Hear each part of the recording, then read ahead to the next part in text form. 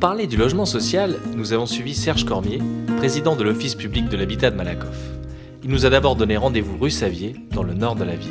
Tout ce quartier qu'on appelle le quartier de la rénovation a été pensé dans les années 60. On avait des gens qui vivaient dans des conditions très difficiles. Donc il y avait besoin d'une restructuration de l'ensemble de ce quartier. Dans les premiers plans qui étaient proposés au maire de Malakoff, y compris on rasait jusqu'à Pierre-Larousse. Tout là, vous imaginez, ça faisait un tiers de la ville sur lequel on n'aurait construit que des HLM, des logements sociaux.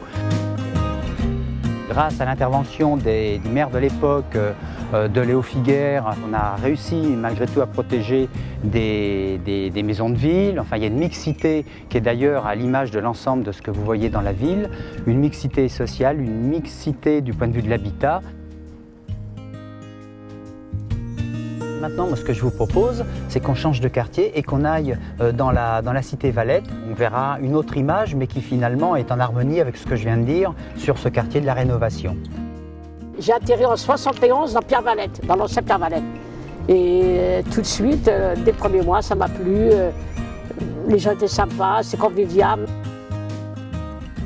On peut rentrer par là et par là, des deux côtés. Là, c'est des petits pavillons, c'est mignon là, ouais. J'ai des amis là, ouais. Oh, voilà, ils se parlent par la fenêtre des fois. Il y en a qui sont restés comme avant. Vas-y, regardez. Elle parle à sa voisine. Coucou Zora. Coucou. Elle aussi, c'est une ancienne. Parce que tout le monde, je connais tout le monde. Mais c'est-à-dire, c'est pas pareil avant qu'on rentre dans l'ancien, puis tiens, tu descends, tu montes. Tout le monde a. Là, il y a Madame Diana, tu sais, c'est des anciennes aussi dans mon immeuble à moi. Ah non, maintenant, je ne quitterai pas, non, jamais. Je ne peux plus. Sur cette friche, il va y avoir la construction de logements et également de bureaux, donc d'activités. Ça va être la dernière phase de requalification de l'ensemble du quartier Valette. La première étape, ça a été dans les années 2000. On a démoli 110 logements, on en a reconstruit 120. On a une démarche où on veut maîtriser la densification. En même temps, il faut répondre aux besoins de logements. On a des demandes importantes, des demandes donc de Malakoffio, mais ça va au-delà, et aussi des enfants de Malakoff qui veulent rester vivre dans leur ville. Nous, on était prêts à mettre plus cher dans un loyer. Et on a eu très vite donc Valette qui nous a été amené pour nous par rapport au privé. On reste toujours avec l'idée en tête du privé et que c'était quand même une chance d'avoir un appartement de cette qualité. Franchement, on a été contents tout de suite. On n'a pas du tout regretté notre ancien appart parce qu'on s'est rapproché de la crèche de ma fille, on s'est rapproché du centre-ville. On a après un confort lié déjà à la grandeur de l'appartement et puis on a un parking souterrain. Je me suis vite sentie chez moi. Après, je suis malakoffiote depuis toujours, donc c'était pas trop difficile. Voilà, j'aimais aussi l'idée que ma fille puisse aller à Guimauquet, juste à côté, qui est l'école où j'étais quand j'étais petite. Enfin, voilà, j'aime ce quartier et je me suis sentie tout de suite bien.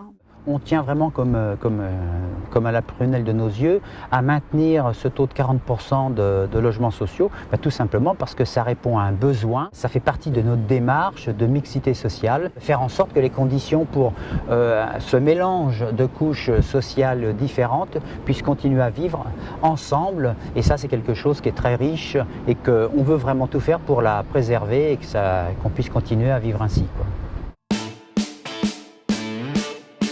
Ici, c'est une ville tranquille, c'est paisible, c'est bien. Il y a des logements sociaux, il y a de tout, hein. Il y a des pavillons, il y a absolument de tout.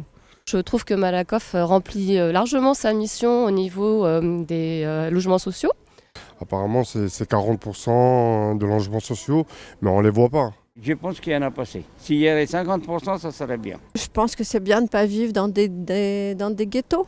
Que ce soit des ghettos de riches ou des ghettos de gens défavorisés. Ils ont préservé la ville comme elle était parce que c'est quand même assez ancien. Et pour la ville, moi je trouve que c'est bien. On était conscient qu'il y avait un taux de logements sociaux très important à Malakoff et en même temps des zones pavillonnaires qui nous ont plu. On a trouvé que c'était une forme d'alchimie parfaite. Ça diversifie aussi l'architecture de la ville.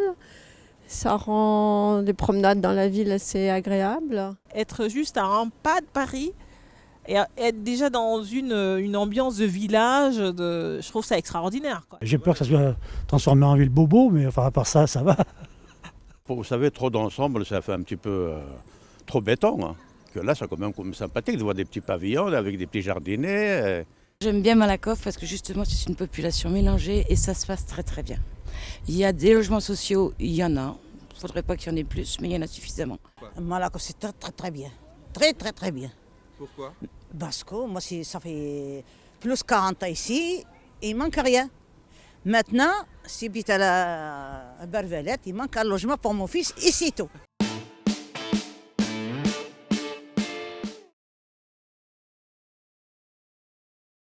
Est-ce que vous saviez que dans les années 60-67, il y avait un bateau qui était tout le long, qui mesurait à peu près 10 mètres de long, et à l'époque on jouait dedans, c'était notre enfance en quelque sorte.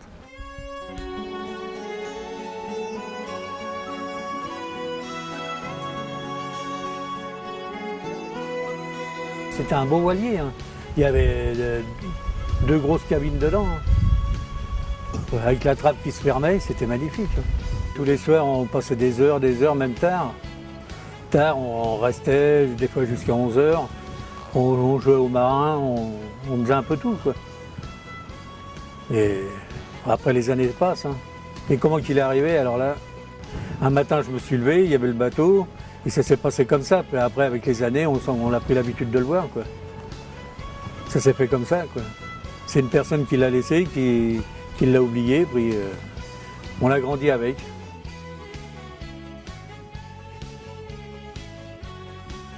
Refaire le monde, on ne peut pas, mais garder les souvenirs dans l'époque qu'on les a connus, oui, c'est bien.